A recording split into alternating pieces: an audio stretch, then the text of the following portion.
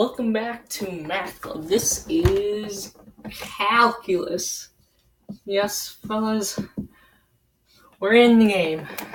This is part 1 of part 1. So, this is an introduction into very tiny things and derivatives, especially. So, we know that the slope formula, right, is m equals change in x over your change in y, or rather x2 minus x1 on y2 minus y1. Other way around, sorry. Try it like that, I don't know. So, it should be your change in y over your change in x, sorry. It's your change in y over your change in x, y2 minus y1 on x2 minus x1. Okay, so now what if we're dealing with a function like y equals x squared? Well, there's no slope behind that. But what if instead we were talking about like a car, right? Like a big ol' futuristic car. A single window like that. It goes back. Now, what if we're talking about this and it's on like a number line, right? Right here, its position is at 0. And then it goes along, and our position, as it relates to your time in seconds, is going to be t squared for your time t in seconds, right? In your position x in meters, I guess. So at t equals 1, x is also going to be 1, so maybe like right there, x equals 1. It'll move right there at and t equals 1. Now, if this is our unit, we can move to t equals 2, which is going to be 4. 3. Somewhere over here, maybe even a little x equals 4 at t equals 2, right? And then 9, x equals 9, t equals 3, right? And it just moves along. This car has a speedometer, right? Right now, right here is 0, right here is like 20, right here is like 40, 60. It's a slow car, so let's reduce all those down by half. 20, 40, okay.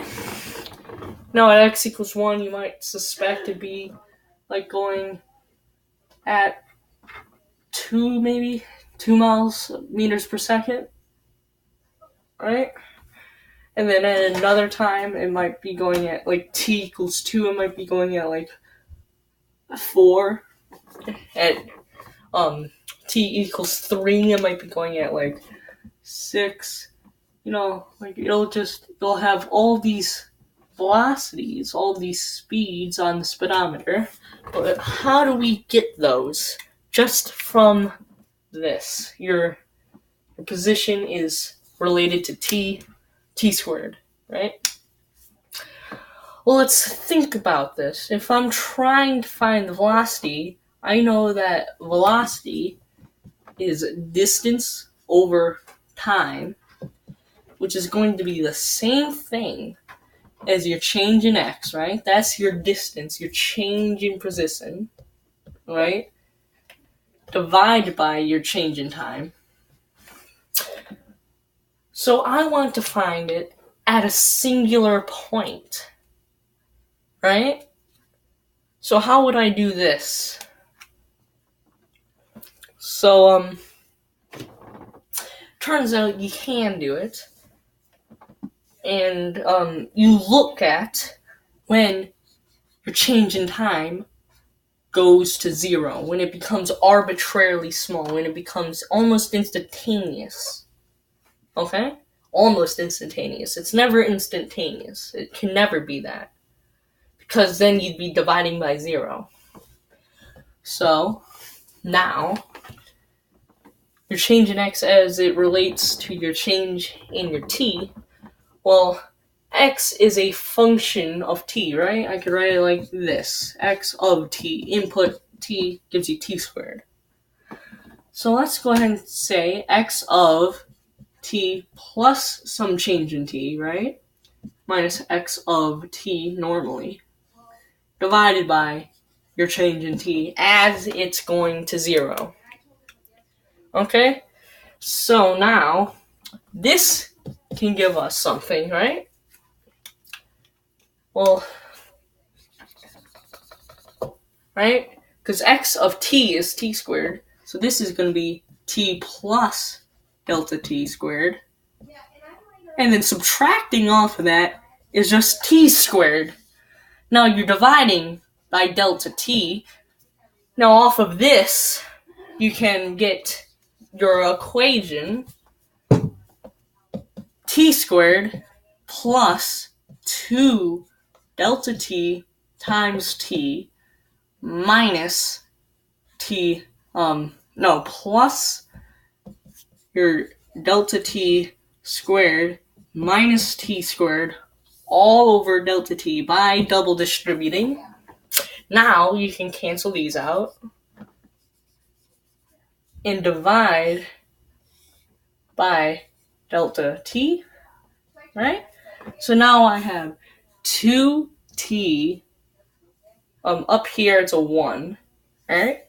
Plus delta t. But we just said delta t is approaching 0. So this just gives us 2t. So, there we go. What does this mean?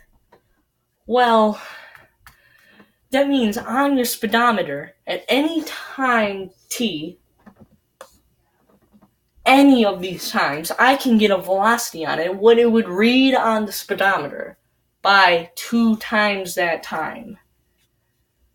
So how exactly did I get this again? Where did I get this from? Well, I got it from the slope equation, didn't I?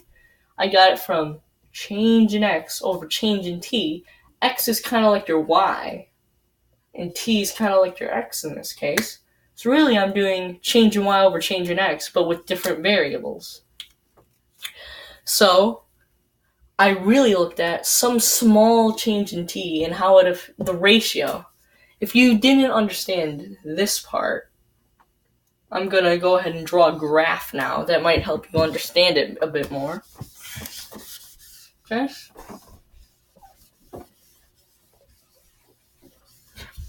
Right? So if I have a graph, right? And I have, this is our x and this is our t, right? It doesn't go into the negative because time, other way around.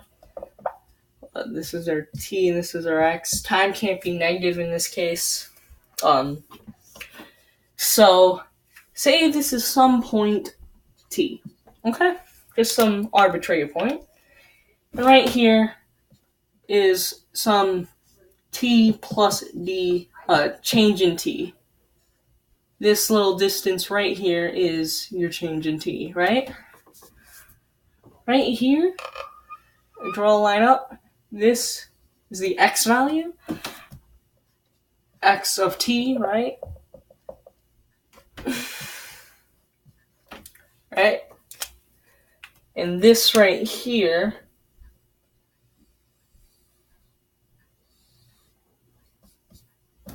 is x of t plus delta t. Okay? Right? Because x is a function of t. You can input either one. So what is our change? What's our slope going to be between these? Well, it's going to be that minus that, and then that minus that. Okay? So it's going to be x of t plus delta t minus x of t dividing by t plus delta t minus t. You can cancel those things out. Then you get this. But we're looking at as this becomes arbitrarily small. It gets really small. Like really, really small. And we look at the slope between them. We look at that slope. Okay? So, the idea is that we're looking at a slope at a single point relative to the other points around it. So, yeah. If this doesn't make sense to you, we'll go a little bit more in depth next time.